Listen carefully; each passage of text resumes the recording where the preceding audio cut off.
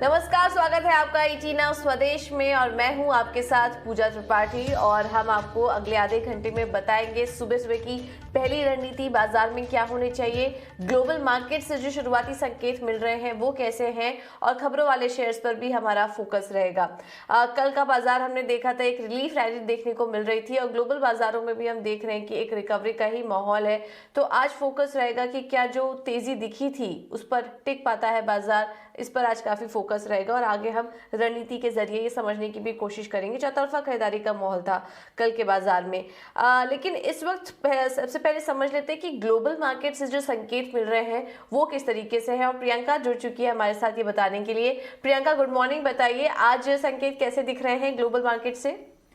Good morning पूजा। देखिए, एक rebound session देखने को मिला यूएस मार्केट्स की। कल बात करें तो आपको याद होगा कल डाउ फ्यूचर्स ऊपर थे, यूएस फ्यूचर्स ऊपर थे और एक अच्छा सेशन आपको देखने को मिला सारे तीनों इंडाइसेस पर। आप नैस्डैक, डाउ और एसएनपी की बात करें, डाउ में लगभग 560 अंकों की बढ़त देखने को मिली, नैस्डैक और एसएनपी में भी लगभग 2 से 2.5% तक की बढ़त देखने को मिली। यूरोपियन मार्केट से भी इनफैक्ट एक अच्छा संकेत देखने को मिला। तो एक माफ कीजिएगा पूजा, एक रीबाउंड सेशन, एक रिकवरी रैली दिख रही है आपको थ्रू आउट दी मार्केट्स। आपको यूरोपियन मार्केट्स की बात करें, निकाई आपको तेज दिख रहा है, ब्रेंट क्रूड में रिकवरी जारी है, वहां आपको लगभग $74 तक के लेवल्स पर से वापस आते हुए दिखाई दे रहा है। यूएस डॉलर इंडेक्स में हल्की नरमी है और क्रिप्टो करेंसी की बात करें तो वहां पर भी रिकवरी दिखने को मिल रही है, लगभग 48,000 के पार है बिटकॉइन। पूजा,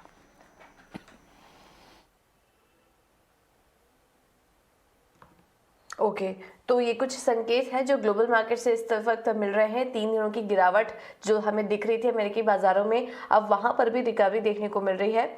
और चौतरफा कह सकते हैं कि जो रिकवरी का माहौल है वो इस वक्त देखने को मिल रहा है। एशियाई बाजारों पर भी अगर हम नजर डालेंगे तो वहां पर भी जो शुरुआत है वो पॉजिटिव देखने को मिल रही है। निकाई देखिए कुछ देर पहले लाल निशान में था, लेकिन अब वो भी हरे निशान में आ चुका है और एसजीएक्स निफ्टी करीब करीब 50 अंक ऊपर इस वक्त कारोबार कर रहा है। और हैंग सेंग और शंघाई की जो भी शुरुआत है वो भी हरे नोट पर देखने को मिल रही है।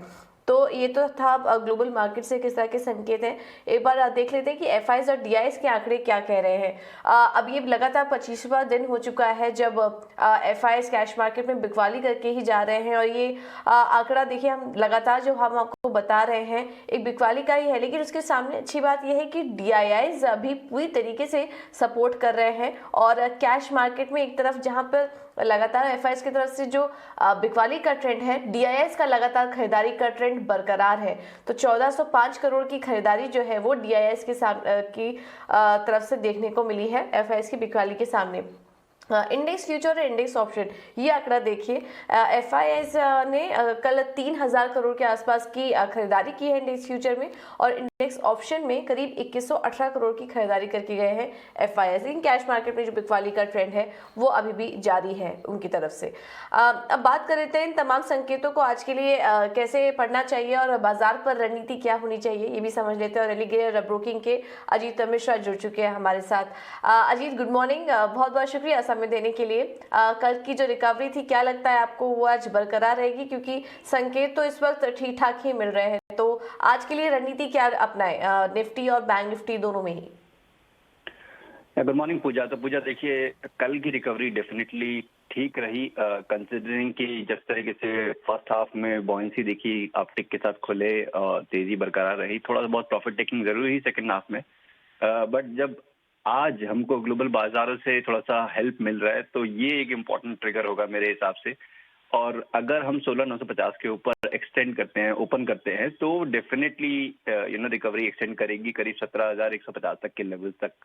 बट इसका मतलब ये नहीं होगा कि ट्रेंड रिवर्स हो जाएगा। बट या रिकवरी के केस में आप 17,150 तक के लेवल्स एंटिसिपेट कर सकते हैं अगर हम 16,950 को क्रॉस करके सस्टेन करते हैं तो। वहीं पे सपोर्ट साइड पे 16,650 से लेकर 16,500 ये क्रिटिकल होंगे आने वाले दिनों में। बैंकिंग इंडेक्स मुझे प्रॉब्लम यहाँ पर है, बिकॉज जैसे हम पहले भी बहुत बार बात कर चुके हैं कि जो लॉन्ग टर्म मूविंग एवरेजेस है उसका काफी इम्पोर्टेंस होता है और उसके नीचे ही अब ट्रेड कर रहा है। तो 35,400 का जो जोन है, जब तक उसको रिक्लेम नहीं करता है बैंकिंग इंडेक्स, तब तक शायद आपको बैंकिंग में उस तरीके की परफॉर्मेंस देखने को ना मिले। तो बैंकिंग पे जरूर ध्यान रखिए कि 35,000 35,500 ये रेजिस्टेंस की तरह एक्ट करेंगे। वहीं पे 34,100 से लेकर 33,400 ये सपोर्ट एरिया की तरह एक्ट करेंगे।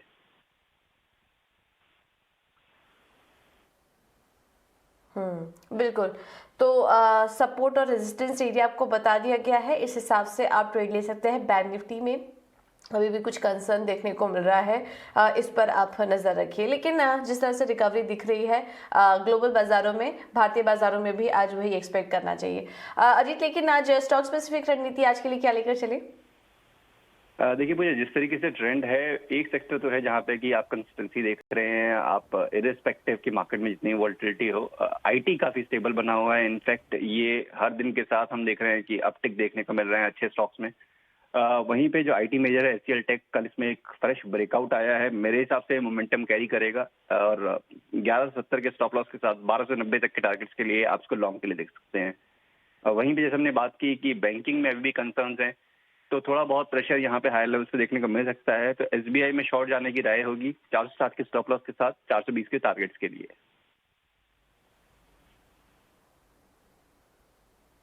ओके, तो ये दो कॉल्स है। एचसीएल टेक में खरीदारी करके चलिए, आईटी अभी भी स्ट्रांग लग रहे हैं, और एसबीआई में बिकवाली करने की राय आपको दी जा रही है। जी, तो बहुत बहुत शुक्रिया समय देने के लिए और ये रणनीति भी सुझाने के लिए।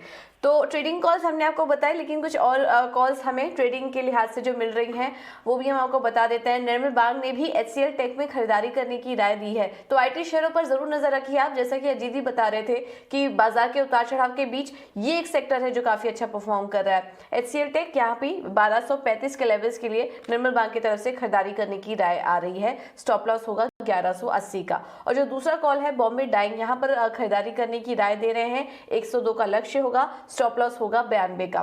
तो ये दो स्टॉक है निर्मल बांग की तरफ से। सेंट्रम ब्रोकिंग की तरफ से दो कॉल्स हैं, दोनों में खरीदारी करने की राय। पहला है अपोलो हॉस्पिटल, खरीदारी करके चलिए 5010 के लक्ष्य के लिए, और कोल इंडिया 153 के लेवल्स देखने को मिल सकते हैं। स्टॉप लॉस होगा 141 का। तो एसबीआई को अगर छोड़ दें तो सभी कॉल्स में लगभग खरीदारी करने की ही राय आज निकल कर आ रही है। चलिए, लेकिन ये तो बात हुई बाजार में रणनीति की, लेकिन अब कुछ खबरों पर भी फोकस कर लेते हैं। और यस बैंक ये आज फोकस में रहेगा, और ईटी नाउ स्वदेश की जो एक्सक्लूसिव खबर थी, हमने 17 दिसंबर को ये जानकारी आपको दी थी और उस पर मुहर लग चुकी है। यस बैंक के बोर्ड ने 10,000 करोड़ रुपए की पूंजी जुटाने को मंजूरी दे दी है। इस पर और ज्यादा डिटेल्स के लिए चलते हैं हमारे सहयोगी अंकुर मिश्रा के पास। अंकुर, गुड मॉर्निंग, बताइए यस बैंक एक्सक्लूसिव खबर पर मुहर लग चुकी है, क्या कुछ डिटेल्स आई हैं इस पे? जी हाँ, यस बैंक के बोर्ड ने 10,000 करोड़ रुपए तक जुटाने की मंजूरी दी है। ये बिल्कुल इन लाइन है जो हमने ईटी नाउ स्वदेश पर रिपोर्ट किया था कि यस बैंक का बोर्ड 21 दिसंबर यानी मंगलवार के दिन मिलने वाला है और 10,000 करोड़ से 15,000 करोड़ तक की फंड रेजिंग पर मुहर लग सकती है, और वैसा ही हुआ। बोर्ड ने अलग अलग रास्तों से 10,000 करोड़ रुपए तक जुटाने की मंजूरी दे दी है। हमें जो सूत्रों से पता चला है कि ये जो फंड रेजिंग होगी वो एक गो में यानी एक बार में नहीं होगी, अलग अलग ट्रांचेस में, ये इक्विटी में और डेट में मिलाकर over the period of next financial year, मतलब सिर्फ फाइनेंशियल ईयर 2022 में नहीं, फाइनेंशियल ईयर 2023 में इस फंड रेजिंग को किया जाएगा। और ये एक इनेबलिंग प्रोविजन जैसा है, मतलब बोर्ड से मंजूरी ले ली है, अब जरूरत के हिसाब से जब भी पूंजी जुटानी होगी तो यस बैंक बाजार में जाएगा और पूंजी जुटाएगा। पिछले कुछ दिनों में क्रेडिट रेटिंग में भी रेटिंग एजेंसियों द्वारा सुधार हुआ है, तो यस बैंक है उस पर राइट करके अब फंड रेजिंग का रास्ता अपनाना चाहता है, और आप देखेंगे कि अगले कुछ क्वार्टर्स में वो फंड रेजिंग शुरू कर सकता है। ओके, तो ये एक बड़ी खबर यस बैंक के लिए। 10,000 करोड़ रुपए जो अनुमान भी लगाया जा रहा था, वैसा ही कुछ देखने को मिला। शेयर होल्डर से अभी भी मंजूरी मिलनी बाकी है। तो यस बैंक आज के सेशन में फोकस में रखिए, लेकिन फोकस में रहेंगे कुछ और भी स्टॉक्स खबरों के चलते। और पूरी डिटेल्स लेकर अब डिम्पी कालरा भी हमारे साथ जुड़ चुके हैं। डिम्पी, गुड मॉर्निंग, बताइए आज खबरों के लिहाज से एक्शन कहाँ पर देखने को मिल सकता है? गुड मॉर्निंग पूजा। तो सबसे पहले आईपीओ से ही शुरू करते हैं। सीएमएस इन्फो का आईपीओ कल खुल गया था और अब तक वो जो सब्सक्राइब हुआ 40% तक सब्सक्राइब हो गया, तो ये तो पहली जानकारी है। दूसरी जानकारी आईपीओ से ही जुड़ी हुई है, वो है एशियानेट सैटेलाइट से जुड़ी हुई। उन्होंने भी कहा है कि वो भी आईपीओ के जरिए रकम जुटाना चाहते हैं। सेबी के पास मंजूरी के लिए चले गए हैं वो, और 765 करोड़ रुपए आईपीओ के जरिए जुटाना चाहते हैं। ये एशियानेट सैटेलाइट को लेकर खबर है। मेट्रो ब्रांड की आज लिस्टिंग है।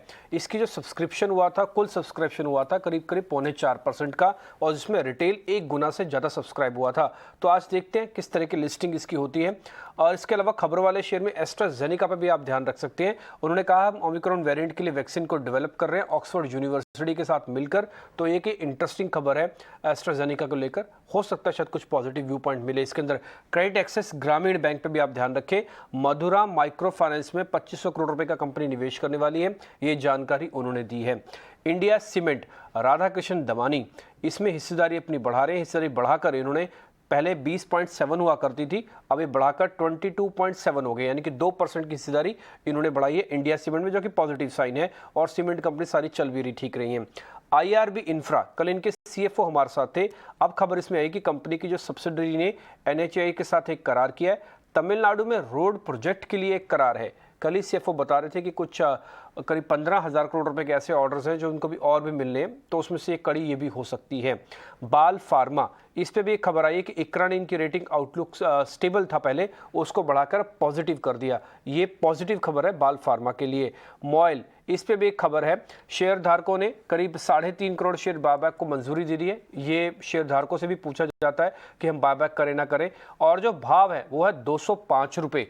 तो ये प्रीमियम है, 205 रुपये के भाव पर बायबैक करने वाली है, और अभी मॉइल का भाव है 175, तो पॉजिटिव है, काफ़ी बड़ा प्रीमियम है। SCL टेक, सीमेक्स के डिजिटल ट्रांसमिशन के लिए इनको एक कॉन्ट्रैक्ट मिला, रकम नहीं पता लगी, बट लंबा कॉन्ट्रैक्ट है 5 साल के लिए, तो आप मान के चलिए करोड़ों का ही होगा। SCL टेक के लिए पॉजिटिव खबर है। अभी थोड़ी देर पहले आपको अजीत भी बता रहे थे SCL टेक पे उनकी पॉजिटिव कवरेज है। सरकारी बैंकों पर भी आप फोकस रखें। कई सरकारी बैंकों के बोर्ड में NOD यानी कि नॉन ऑफिशियल डायरेक्टर को नियुक्त किया गया है, जिसमें union bank, PNB, Canara bank, ये 3 हैं जिनको इन्होंने एक्सचेंज को जानकारी दी कि हमने NOD को नियुक्त कर दिया। NOD एक तरह का स्ट्रक्चरल का ऑपरेशनल काम करने के लिए है। वैसे इस पे शेयर पे कोई खास बड़ा फर्क नहीं पड़ने वाला, बट फिर भी एक पॉजिटिव न्यूज़ ही आप इसको मान के चलें। इंडिया मार्ट एज वाइज टेक में ये करीब 26% हिस्सा खरीदेगी, ये खबर भी इंडिया मार्ट ने दी है।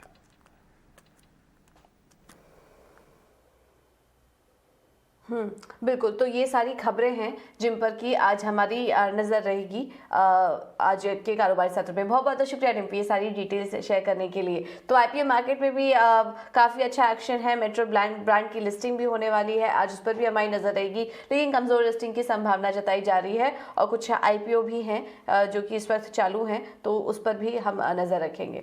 तो ये तो बात हुई खबरों की, लेकिन ब्रोकरेज हाउस के रडार पर भी आज काफ़ी सारे स्टॉक्स हैं, उनको एक एक करके देख लेते हैं। जो सबसे पहले रिपोर्ट आई है वो है HUL पर।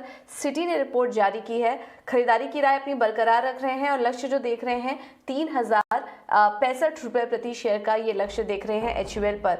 इनका मानना है कि पोर्टफोलियो का करीब 75% से ज़्यादा अगर हम देखें तो वॉल्यूम ग्रोथ मजबूत है उन सभी सेगमेंट में, और Q3 FY22 के लिए सिटी ने 11% आय में बढ़त का अनुमान जताया था, उस पर भी बरकरार है। तो HUL पर आज आप नजर रखिए इस रिपोर्ट के चलते। FMCG शेयरों में कल हमने देखा था अच्छी तेजी भी थी GCPL के कॉन्फ्रेंसिंग के बाद, तो आज यहाँ पर भी आप नजर रखिए।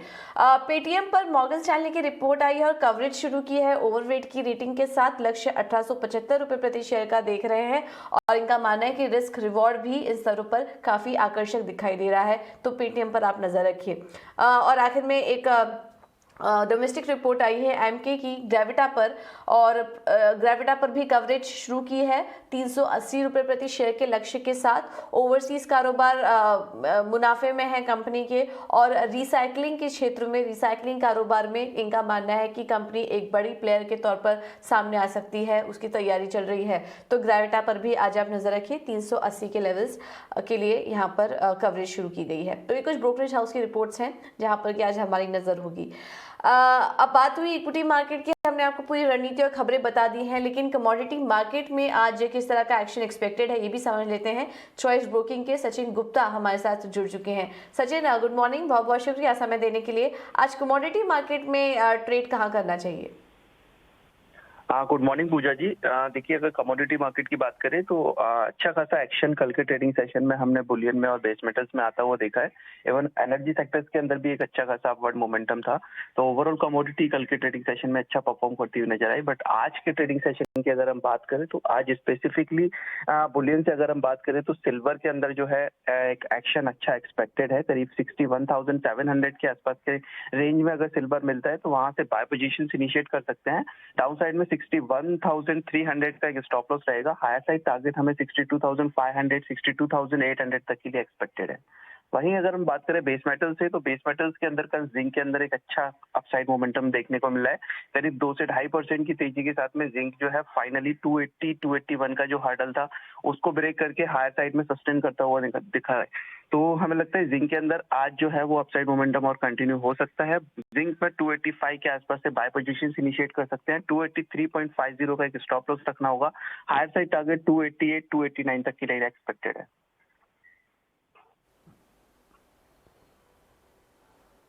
ठीक है। तो सिल्वर और जिंक दोनों में ही खरीदारी करने की राय आज के लिए दी जा रही है। बहुत बहुत शुक्रिया सचिन ये सारी डिटेल्स देने के लिए। सो सिल्वर में 62,500 के लेवल्स देखने को मिल सकते हैं और जिंक में 288 के लेवल्स देखने को मिल सकते हैं। यहाँ पर आप नज़र रखिए। अब आपको मार्केट के कुछ दिग्गज एक्सपर्ट्स की भी राय सुनवा देते हैं। कोटक एएमसी के एमडी नीलेश शाह के मुताबिक बाजार के वैल्यूएशन इस वक्त फेयर वैल्यू के आसपास हैं, लेकिन कुछ शेयरों में वैल्यूएशन फंडामेंटल से बहुत आगे हैं। डेफिनेटली हमें बहुतेक मार्केट अब फेयर वैल्यू जोन में आती हुई दिखती है। जो पेनी स्टॉक है, बिलो 500 स्टॉक्स है जहां पे वैल्यूएशन अपने फंडामेंटल से बहुत आगे चल रहा है। बिकॉज सोशल मीडिया में पुश था, लोगों को उस स्टॉक में लाने के लिए अलग अलग प्रकार के मैसेजेस चलते थे। वह कैटेगरी आज भी अवॉइड करनी चाहिए। दूसरा, टॉप 500 स्टॉक्स में 30-40 ऐसे स्टॉक है जहां पे लो फ्लोटिंग स्टॉक की वजह से, कॉन्सेंट्रेटेड होल्डिंग की वजह से वैल्यूएशंस अपने फंडामेंटल से बहुत आगे है। अगर ये दो सेगमेंट आप छोड़ दे तो बाकी पूरी मार्केट इस वक्त फेयर वैल्यू के आसपास ट्रेड हो रही है और यहाँ पे धीरे धीरे एक्यूमुलेट करने में सेंस बनता है।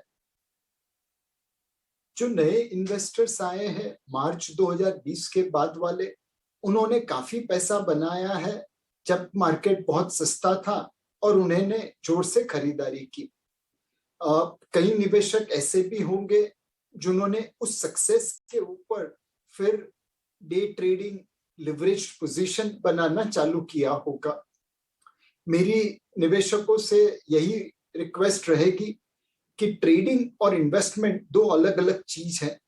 इन्वेस्टमेंट में जब मार्केट गिरती है, वैल्यूएशन सस्ता होता है तो आप एवरेज करते हैं। ट्रेडिंग में आप हमेशा स्टॉप लॉस लेके चलते हैं। सो ट्रेडिंग और इन्वेस्टमेंट दो अलग अलग फितरत है। नए निवेशकों को यह डिसाइड कर लेना चाहिए कि कौन सा उनका पोर्टफोलियो ट्रेडिंग ओरिएंटेड है और कौन सा पोर्टफोलियो इन्वेस्टमेंट ओरिएंटेड है। बिकॉज लॉस हो गया इसलिए ट्रेडिंग से इन्वेस्टमेंट कर दे, वैसी गलती मत करना।